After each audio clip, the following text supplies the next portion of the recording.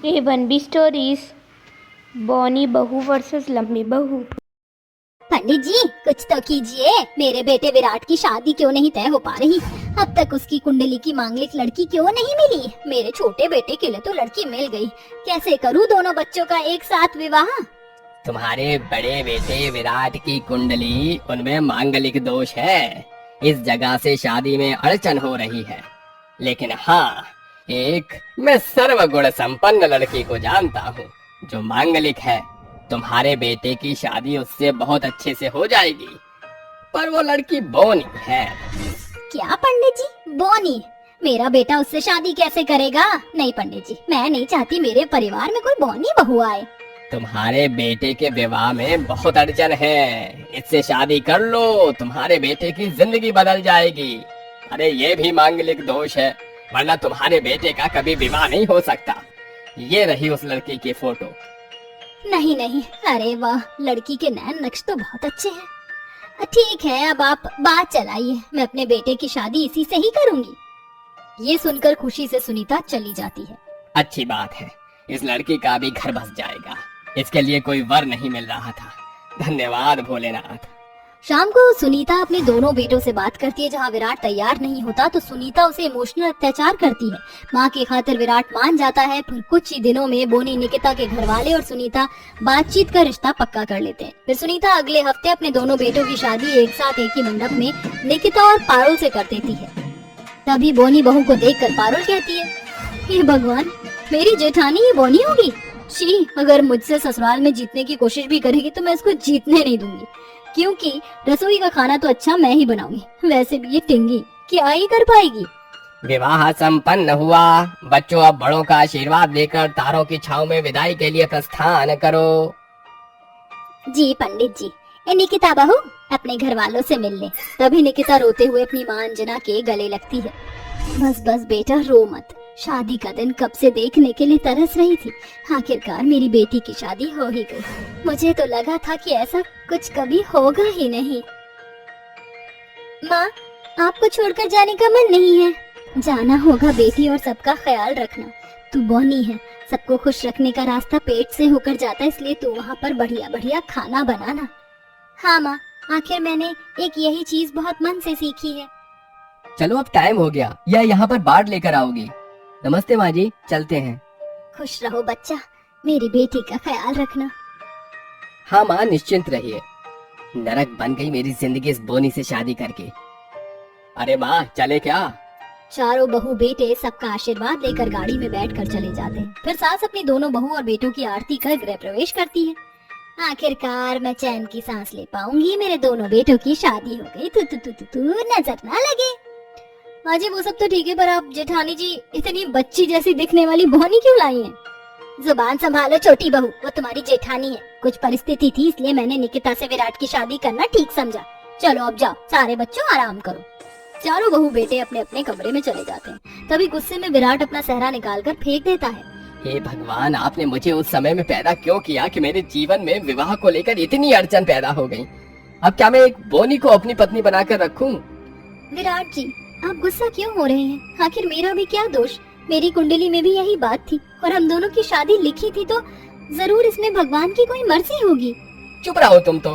गुस्से में विराट कमरे की सजावट खराब कर देता है। उसका गुस्सा देखकर निकिता दरवाजा बंद कर एक कुर्सी पर चढ़कर कुंडी लगाती है। क्या है ये सब? और दरवाजा क्यों बंद किया? सुहागरात मनाने की लग रही है क्या तुम्हें? देखो, मुझसे तो तुम दूर ही रहना। नहीं विराट, आप गलत समझ रहे हैं। वो तो आपकी चिल्लाने की आवाज बाहर जा रही थी, कहीं माँ जी और देवर देवरानी आ जाते, इसलिए बंद किया। पर आप मुझे एक मौका क्यों नहीं दे सकते? मुझे कुछ नहीं बोलना। ये कहकर विराट लाइट बंद करके सो जाता है। वहीं बेचारी निकिता एक कोने में जमीन पर सो जाती है। सुबह होते ही निकिता घर का सारा काम कर खाना बनाने जा रही थी, तभी देवरानी भी रसोई में आ जाती है। देखना टिंगे जेठानी जी, पहली रसोई का सबसे अच्छा खाना तो मैं ही बनाऊंगी। हाँ हाँ देवरानी जी, आप भी अच्छा खाना बनाइए, पर मैं भी खाना बनाने में बहुत माहिर हूँ। जब माँ जी हाथ का लिट्टी चोखा खाएंगी तो मजा आ जाएगा। लिट्टी चोखा तो माँ जी ने खाया होगा, लेकिन मैं बनाऊंगी पनीर पास्ता। माँ जी को इतना पसंद आएगा, आप सोच भी नहीं सकती है। तो इस बात की चिंता है कि आप इतनी बोनी हो, खाना कैसे बनाओगी? गैस तो ऊपर है। उसकी फिक्र तो मत करो देवरानी जी। अरे वाह, ये मैं क्या देख रही हूँ। मेरी दोनों बहू में पहली रसोई को लेकर प्रतिद्वंदी हो रही है, तो क्यों ना मैं इसे एक कंपटीशन में ही बदल देती हूँ। चलो, दोनों बहू में से जो पहले अच्छा खाना बनाएगा उसे मैं पुश्तैनी हार दूंगी और दोनों बहू का चूल्हा अलग होगा। अगर ऐसी बात है तो माँ जी मैं तैयार हूँ। मैं भी माँ जी। ये बोलने के बाद एक ही रसोई में सुनीता दो हिस्से कर देती है, जहाँ एक तरफ निकिता खाना बनाती है और दूसरी तरफ पारुल बहू खाना बनाना शुरू करती है। अच्छा हुआ मैंने जरूरी मसाले ऊंची जगह पर पहले ही रख दिए। अब आएगा मजा जब ये टिंगी जेठानी बहू नहीं उतार पाएगी और मैं जीत जाऊंगी। हे भगवान, ये चोखा बनाने के लिए तो सारे मसाले ऊपर रखे हुए, अब मैं कैसे उतारूं? मेरा हाथ भी नहीं पहुंच पाएगा, कुछ चीज भी नहीं मिल रही। क्या करूं? वक्त बीत रहा है। अरे हाँ, आटे का कनस्तर ले लेती हूँ। तभी जेठानी आटे का कनस्तर निकाल कर उस पर चढ़ती है, फिर मसाले उतार कर खाना बनाती है। चलो, मेरा धीरे धीरे खाना पक रहा है और खुशबू भी अच्छी आ रही है। ओहो, ये बोनी जेठानी ने तो मसाला उतार लिया। अब तो मैं उधर भी नहीं जा सकती, कैसे इस बोनी को हराऊं? वैसे मेरी डिश भी रेडी हो जाएगी। चलो बहू, तुम दोनों के पास से 10 मिनट बचे हैं। ओह नो, चोखा बन गया। मीठे में खीर भी तैयार है, बस जल्दी से लिट्टी सिक जाए। जरा प्लेट उतारूं, उसके लिए भी चढ़ना पड़ेगा। बोनी जेठानी जी, आप तो हारने वाली हैं क्योंकि मैंने पहले ही अपनी प्लेट सजा ली। अब इस 2 मिनट में आप कुछ नहीं कर सकती। मुझे जल्दी से कुछ करना ही होगा। ये बोलकर निकिता उसी कनस्तर पर उस पर स्टील का डब्बा रखकर बर्तन निकाल लेती है और फटाफट से खाना प्लेट में कर देती है, जिसके बाद सब दोनों बहू के बनाए खाने को चखते हैं। अरे वाह भाभी, आपने लिट्टी चोखा तो बहुत अच्छा बनाया है। और बहू, तूने जो कुछ भी बनाया है वो सब बढ़िया स्वादिष्ट बना है। विराट, तू भी बोल। हाँ, खाना तो वाकई में बहुत अच्छा बनाया है निकिता ने। विराट जी ने मेरी तारीफ करी, मैं बहुत खुश हूँ। आप सब भी तो मेरे खाने की तारीफ कीजिए। हाँ, तुमने अच्छा खाना बनाया, पर पहली रसोई में ये कौन बनाता है पारुल? ओके, ये तुम्हारा पास्ता। अरे पारुल, बहुत अच्छा पास्ता बनाया था। मीठे में कुछ नहीं है? जेठ जी, आइसक्रीम भी बनाई है, मैं अभी लाती हूँ। फिर पारुल सबको आइसक्रीम खिलाती, जिसे खाकर सुनीता कहती है, मुझे पता है इस खाना बनाने की कंपटीशन में कौन जीता है, और वो है मेरी बोनी बहू निकिता। बहुत अच्छा बनाया है। माफ करना पारुल बहू, पर तुम्हारी आइसक्रीम भी ठीक नहीं थी, और जो तुमने बड़ी बहू के साथ किया वो मैंने देख लिया था, इसलिए ये पुश्तैनी हार मैं बड़ी बहू को ही दूंगी। तुमने क्यों हराना चाहा, और तुमने बहू को बोला भी बहुत कुछ। माँ जी, मुझसे गलती हो गई। मैं आपके दिल में अपनी जगह बनाना चाहती थी, इसलिए मैंने ये सब किया। अब से मैं कभी नहीं करूंगी, माफ कर दीजिए जेठानी जी। कोई बात नहीं देवरानी जी, गलती सबसे हो जाती है। शायद मैं बौनी हूँ इसलिए मेरे साथ ऐसा होता है। निकिता, माफ कर दो, रात को मैंने तुम पर गुस्सा किया। हम एक नई शुरुआत करेंगे। ये ले बहू, तेरा पुश्तैनी हार। मेरा घर बिल्कुल परफेक्ट है। इस तरह दोनों बहू की पहली रसोई बहुत अच्छे से हो जाती है और विराट भी निकिता को अपना लेता है। फिर सब खुशी खुशी रहने लगते हैं। इसलिए दोस्तों, कभी किसी के बाहरी रूप, रंग, कद को देखकर उसके साथ गलत व्यवहार नहीं करना चाहिए। हमेशा इंसान को उसके दिल से पहचानिए। देखो ललिता, मेरी बात समझो। मैं चाहता हूँ कि इस घर के अंदर अगर संस्कारी बहू आएगी तो हमारे घर को अच्छे से संभाल पाएगी। आप ये कैसी बातें कर रहे हो? जरा देखो अपने लड़कों को और इन दोनों लड़कियों को देखो। चाहे लड़कियां इस घर की बहू बनने के लायक हैं, अरे इन्हें तो कपड़े पहनने का सेंस तक नहीं है। अब क्यों गांव की लड़कियों को इस घर की बहू बनाना चाहते हो? देखो जरा इमेज, और मुझे ये बताओ कि इसके अंदर कमी क्या है। संस्कारी है, इन्हें कपड़े पहनने का तरीका है, और तो और इन्हें ये भी पता है कि घर की जिम्मेदारियों को कैसे संभाला जाता है। तुम्हारी मॉडर्न बहू घर की जिम्मेदारियों को समझ पाएगी?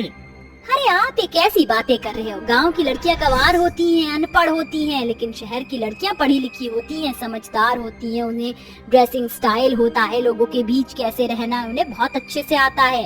अब आप खुद ही सोचो, गंवार बहू इस घर को कैसे चला पाएगी? देखो, मैं नहीं जानता, लेकिन मेरे दोनों बड़े बेटों की शादी मैं अपनी पसंद की लड़की से करवाना चाहता हूँ।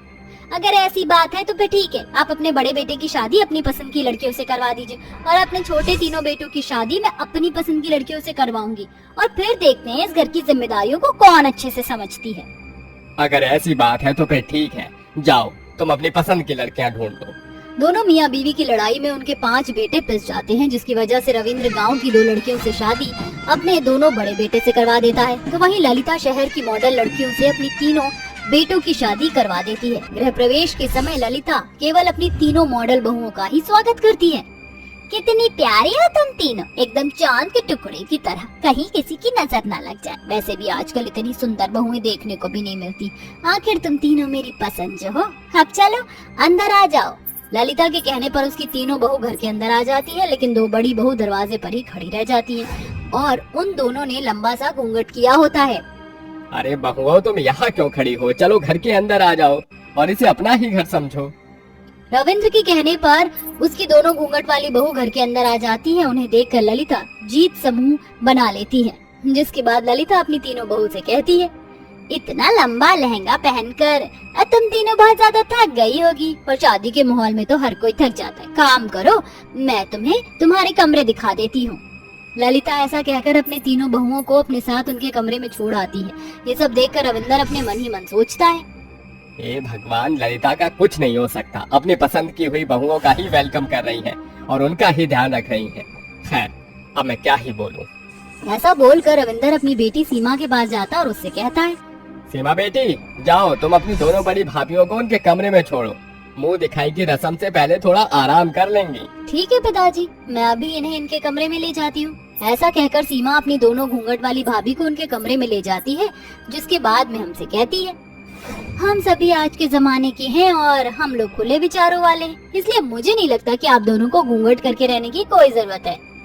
नहीं ननद जी, ये तो हमारा जन्म सिद्ध अधिकार है। हमारी माँ ने ही सिखाया है कि ससुराल में बहू का मुंह नहीं दिखना चाहिए। ओ भाभी, आप भी ना, ये कौन से जमाने की बातें कर रही हो? अब इस जमाने में ये सारी बातों का कोई मूल्य नहीं है। हम बहुत आगे बढ़ चुके, हमारी सोच बहुत खुल चुकी है। हाय दैया, तुम कैसी बातें कर रही हो ननद जी? तुम हमें घूंघट उठा रही हो? अरे घूंघट टूट जाए तो इज्जत चली जाएगी। हमारे माता पिता ने हमें यही सिखाया और हम अपने ससुराल में कभी घूंघट नहीं देंगे अपने सर से। सीमा अपने सर पर हाथ मारती और वहाँ से चली जाती है, जिसके कुछ देर बाद सीमा की माँ ललिता अपनी पांचों बहुओं को मुंह दिखाई के रस्म के लिए बाहर आंगन में बुलाती है, जहाँ वह 5 कुर्सियाँ लगाती है, जिनमें से 3 कुर्सियाँ आगे होती है, 2 कुर्सियाँ पीछे होती है। ललिता अपनी तीनों मॉडल के आने का इंतजार करती है। अरे कहाँ रह गई ये तीनों, अभी तक आई क्यों नहीं? सभी मेहमान इंतजार कर रहे हैं। जा सीमा अपनी तीनों भाभियों को लेकर आ। तभी रविंदर बोल पड़ता है, अरे मेरी दोनों बड़ी बहू आ गई, और बहू यहाँ पर आकर बैठ जाओ। जैसे ही करिश्मा और गौरी आगे की कुर्सियों पर बैठने वाली होती है, ललिता उन्हें बैठने से मना कर देती है, जिसके बाद वो उन्हें पीछे की दोनों कुर्सियों पर बिठा देती है। तभी वहाँ ललिता की तीनों मॉडर्न बहू शॉर्ट ड्रेस पहनकर मुंह दिखाई के लिए आती हैं, जिसे देखकर सभी औरतें हैरान हो जाती हैं। अरे तुम तीनों ने ये क्या पहन लिया? आज तुम्हारी मुंह दिखाई है, तुम्हें कुछ अच्छा पहनना चाहिए था। ऐसे कपड़े पहनकर तुम तीनों कैसे बैठोगे? इसमें कौन सी बड़ी बात है? देखो माँ जी, हमें ये कंफर्टेबल लगे इसलिए हमने पहन लिए। और वैसे भी आप इतना ओल्ड फैशन क्यों हो रही हो? शादी से पहले तो आपने ये कहा था कि मेरे रहते हुए तुम कुछ भी पहन सकती हो, और अब देखो आप अपनी बात से मुकर रही हो। आप ऐसा क्यों बोल रही हो? अब हमारी मुंह दिखाई होगी या फिर हम लोग अपने कमरे में ही चले जाएं? ललिता अपनी तीनों बहुओं की बातों को सुनने के बाद कुछ नहीं कह पाती, जिसके बाद ललिता वहाँ बैठी सारी लेडीज से कहती है, अरे ये आजकल का तो फैशन है, आजकल तो लड़कियां खुद पहन लेती हैं और मेरी मॉडल बहू है ना, तो मैं नहीं चाहती कि ये ओल्ड फैशन कपड़े पहनकर अपनी मुंह दिखाई करे। ललिता की ये बात सुनकर सभी औरतें आपस में खुसुर फुसुर करने लगती। देखते ही देखते एक के बाद एक औरतें आती और घूंघट वाली बहुओं को नेक देकर जाती और अपनी मॉडर्न बहुओं को ऐसे ही छोड़ देती। आखिरी में ललिता अपनी 5 बहुओं की मुंह दिखाई का शगुन देने लगती है। वो अपनी तीनों छोटी बहू को खूब सारे जेवर, गहने और अच्छे अच्छे कपड़े देती है, जिसके बाद वो अपनी बड़ी बहू को एक पुरानी साड़ी और 10 रुपए रख कर दे देती है। ये देख रविंदर को बिल्कुल अच्छा नहीं लगता। हे भगवान, इसका कुछ नहीं हो सकता।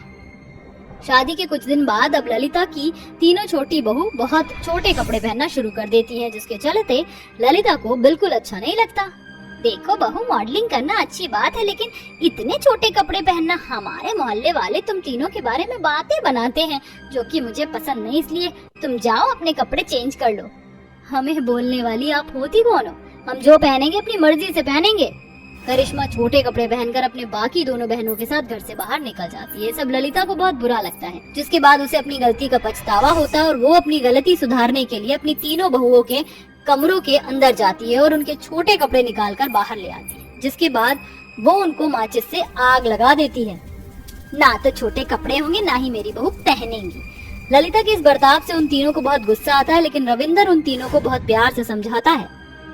तुम तीनों इस घर की बहू हो, अपनी बड़ी जेठानियों से कुछ सीखो, क्योंकि जिंदगी भर तुम्हें इस घर में ही रहना है। तुम्हारे मायके जाने के बाद कोई तुम्हारी वैल्यू नहीं करेगा। अपने ससुर की बात उन तीनों के दिमाग में अच्छे से समझ आ जाती है, जिसके बाद वो तीनों अपनी घूंघट वाली जेठानियों से संस्कार सीखती हैं और उनकी तरह रहना शुरू कर देती हैं। और अब वह पांचों एक साथ खुशी खुशी एक ही ससुराल में रहने लगती हैं।